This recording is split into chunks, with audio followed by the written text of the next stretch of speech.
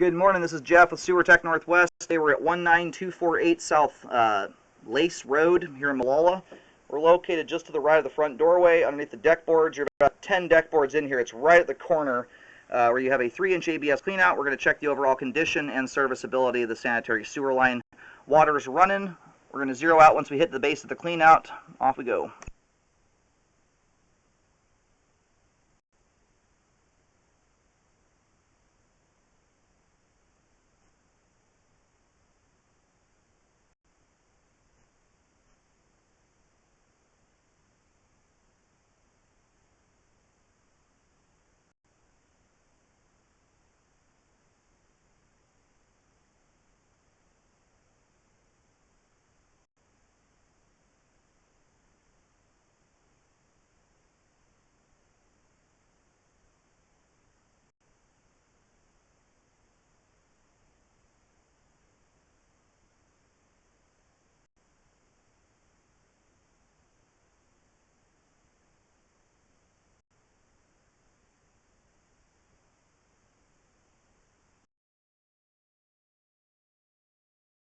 The septic tank here, we do have some standing water towards the end of the sewer line. We're going to take a look at that once the line is drained out.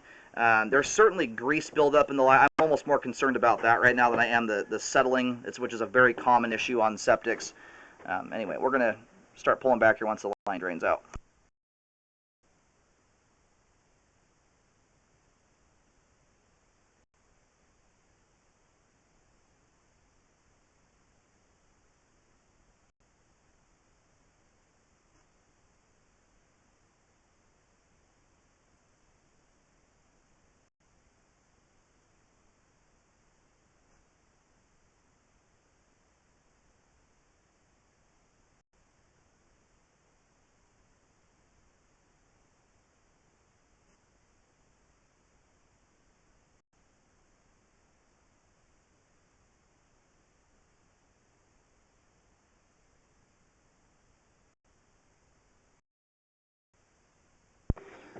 All right, move the camera around a little bit while it was paused here just to do some locating. So you've got a belly here in about the last 4 feet of the line. And we do exceed an inch of standing water here. You're right around, I don't think you have quite as much as 2 inches, but you've got about 1.5 inches worth of standing water there.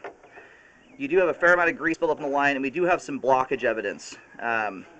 It's harder to tell with a septic system if that blockage was due, or I'm sorry, the debris buildup in the line is related to the septic tank itself overloading or due to the belly causing a problem. But you've certainly got stuff gacked to the top of the pipe here, which indicates a blockage or at least an overload's occurred. So in general, that belly there, that's at my breaking point for recommending repair. And the reason I am on this one is because of the proximity to the house. If you were to take your average sewer line, that's, let's say it's a 70-foot line, you've got that same exact belly situated 40 feet out from the house or more, that's a different scenario. That's not one I'd recommend a repair on because of how far it is from the home. In this case, you're only about 10 feet outside the house here. The closer in a belly is, the more likely it is to cause a backup. The reason for that, if you get a blockage there, you don't have very much pipe to fill up before you start getting back into the house. Versus, let's say that same belly was situated 50 feet out from the house.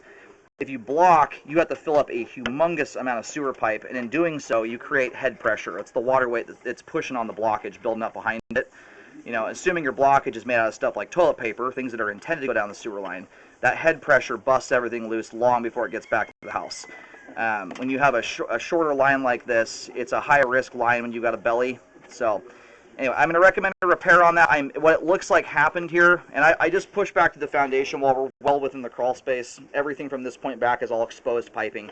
I mostly wanted to see the pipe going through the foundation wall, and the gradation there looks fine. I highly recommend the line be cleaned. You have a humongous amount of grease buildup in this line, especially for a septic system. You've got anywhere for it's about a half-inch thick layer of grease buildup in the line. So I recommend getting that cleaned out of there. At the least, ideally, I'd like to see the line cleaned and the belly repaired there. The bummer, I wish I could show you my camera head right now, the amount of grease that's on it. Anyway, I think what occurred here, I put some paint markings down. You'll see green paint and X at each end of it. The belly and where it begins, or just shortly thereafter, is underneath the retaining wall. I think when that retaining wall is put over the top of the line, it caused it to settle. And if you subtract the wall from the equation, once you get down near the baffle where the line connects to the tank, you're only about 1 foot 6 inches deep there. It's very shallow. So when you go adding that much weight on top of a line, especially if it's not bedded correctly, you have very little dirt over top of it to disperse that weight. And that most likely is what caused the line to belly out. It's usually not a coincidence when you have some pretty good weight like that sitting directly over top of the line. And it's right where the rocks are too. It's not just where the dirt is that being retained by it. It's where the rock wall is. So it's just over the edge here. Can't miss it. Green paint. I recommend that belly be corrected. Again, you've got enough standing water there and close enough proximity to the home. You do run the risk of blockages even under proper usage.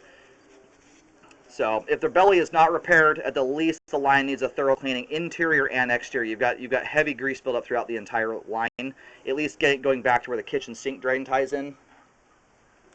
I recommend rescoping afterwards to show that the work was done. And then the grease buildup can be mitigated. That's a living habit. If you build a habit into your life not to put grease down the line, you can prevent it from building up in general. The belly, and especially when the belly is a wall sitting on top of it. I don't know how long the wall's been there for necessarily, but that sometimes can become a progressive situation.